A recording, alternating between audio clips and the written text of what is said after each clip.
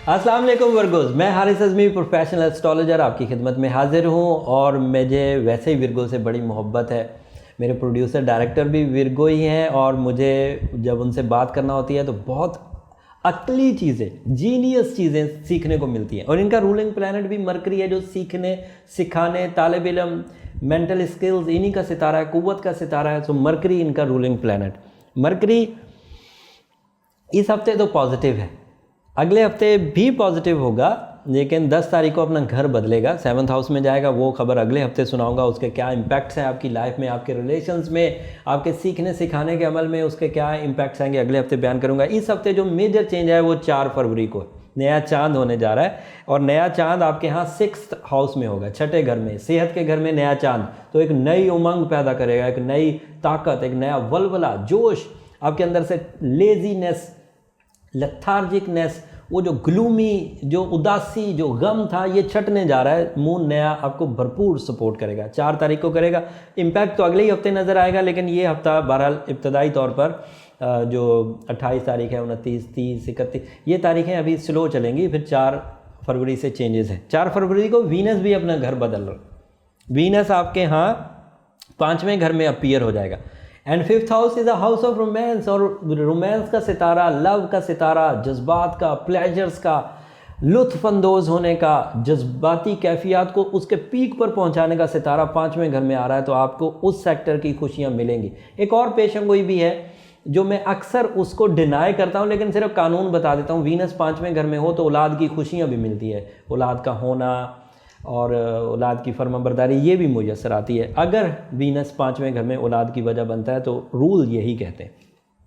Venus के 5वें घर में होने की वजह से आपकी कीमती अशिया का इस्तेमाल आपकी ज़िंदगी में बढ़ जाएगा। आप अपने लाइफ को अपग्रेड करने, सलाहियतों को अपग्रेड करने, प्लानिंग्स के विजन को बढ़ाने और मुनाफे की शरह में भी बढ़ोतरी की कोशिश करने, इन सब में लग जाएंगे।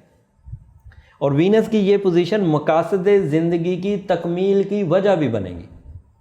बिग मिशन, छोटे छोटे नहीं, आज ये खाना है, आज यहाँ जाना है, ये छोटे मिशन हैं। बड़े मिशन जो ज़िंदगी में बनना चाहते, वीनस जब 5वें घर में आता है तो उस तरह की सिचुएशंस पैदा करता है। छठे घर में इस वक्त सन भी है, सूरज भी मुस्बत है, ये चांद के साथ मिलकर ये भी पॉजिटिविटी देगा। मरकरी क्योंकि इस हफ्ते तक तो मौजूद है, मरकरी की पोजीशन वर्क और हेल्थ दोनों को स्टेबल करेगी। वर्क मतलब जो आपके रोज़मर्रा के काम है, एंड हेल्थ जो आपकी जिस्मानी तवानाई कुव्वत है, इसको एनर्जी मिलने जा रही है। लेकिन मरकरी 10 को बदल जाएगा।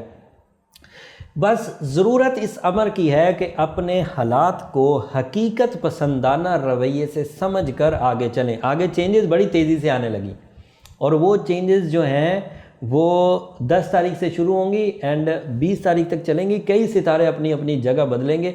अगर आपने हकीकत पसंदाना रवैये से फ़ैसले किए तो आपको ये ही 10 दिन जो थोड़े सीवियर नज़र आ रहे हैं, यही 10 दिन प्रोडक्टिव नज़र आने लगेंगे। यही 10 दिन समझ कर अगर चलेंगे तो मुनाफा कमाएंगे, इज़्ज़त कमाएंगे, इख्तियारात में इजाफा करेंगे, जॉब का हसूल मुमकिन हो सकेगा, दोस्त अहबाब से अच्छी अट्रैक्शंस बन पाएंगी। 10 तारीख से पहले शादी बेहतर है, 10 तारीख के बाद फिर कुछ इश्यूज़ आएंगे, वो अगले हफ्ते बयान करेंगे। अगली खबर जो मैं बड़ी खबर देने चाह रहा हूँ वो है मार्स 8वें घर में। इस वक्त इंटरनेशनल ट्रैवल में रुकावट आ सकती है, इंटरनेशनल ट्रैवल डिले का जा सकता है। ये वो इंटरनेशनल ट्रैवल्स हैं जिन्होंने हिजरत के लेवल पर करना है, जिन्होंने छोटा सफ़र करना है कि 1 दिन, 2 दिन, 4 दिन, हफ्ता, 10 दिन करके वापस आना है। ट्रैवल कहते हैं जाकर आ जाने को, हिजरत कहते हैं जाकर ठहरने को, वहाँ रुकने को। तो हिजरत वाले में रुकावट है। जनरल ट्रैवलिंग ऑन है, अगर आप करना चाहें तो कर सकते हैं। बहरहाल 8वें घर में ये नेगेटिव होता है मार्स, और इसकी वजह से जिन मकासद के लिए ट्रैवल करना चाहते हैं उन मकासद में भी रुकावट आती है। इस हफ्ते आप ये बातें समझ कर अगले हफ्ते की तैयारी कर लीजिए। अपनी रेमेडीज़ को भरपूर अंदाज से परफॉर्म करिए, उसमें सुस्ती मत इख्तियार करिए। आपकी रेमेडी में आपका बर्थ स्टोन पुखराज है, yellow sapphire, golden topaz, pearls, opal, ये सब आप पहन सकते हैं। ये आपके लिए मुस्बत हैं, दोस्ताना रवैया देते हैं। इनकी वजह से आर्टिफिशियल फ्यूलिंग आपको मिलती रहेगी, बहुत हद तक नेगेटिविटी ऑफ हॉरोस्कोप को बैलेंस कर देगी।